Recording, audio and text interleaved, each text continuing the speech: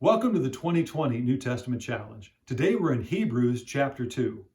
When you hear the word drift, what's the first thing that comes to your mind? If you're from the Northeast, you might be thinking of a snowdrift. If you enjoy watching motorsports on television, you might be thinking of cars drifting around a tight hairpin turn. If you enjoy sleep, you might be thinking, I would love to drift off to sleep tonight.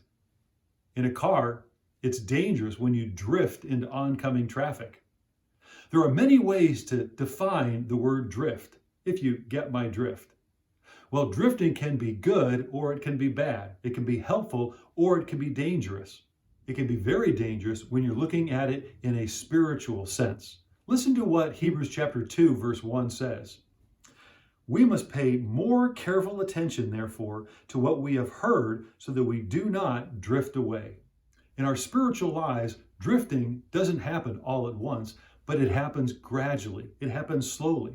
The truth about spiritual drifting is that we never drift towards holiness, but we drift away towards ungodliness. We never drift towards faithfulness, but towards unfaithfulness.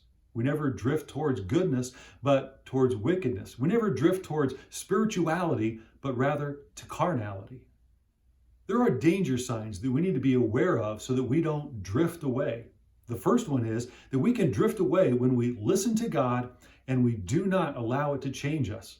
It's almost like when you take your very first airplane ride and you're sitting in your seat for the very first time and you see the flight attendants come out and they show you how to fasten your seatbelt. And if the cabin loses air pressure, what to do when that air mask comes down.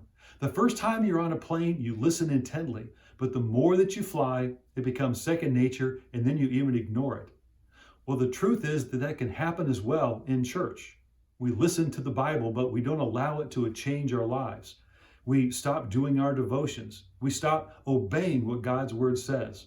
We listen, but we don't allow God's word to change us. That's a danger signal. Another danger signal is that we become apathetic. We start to think that it really doesn't matter if I pray, or if I read the Bible, or if I go to church. I'll do that later. When I have more time, I'll get back to it. Or just right now, other things are more important. That's a danger signal when we become apathetic about feeding our souls. Another is where we tolerate sin. This is another danger signal of drifting away, where we start to think, what I'm doing, it's really not that bad. And everybody else is doing it, so why can't I do it? Or no one's really getting hurt, but the truth is sin destroys our relationship with God. It hinders our relationship with Him. And so it might not be hurting anyone that we can see, but it's hurting us. And a fourth danger signal of drifting away is where we forget that ending well is more important than a good start.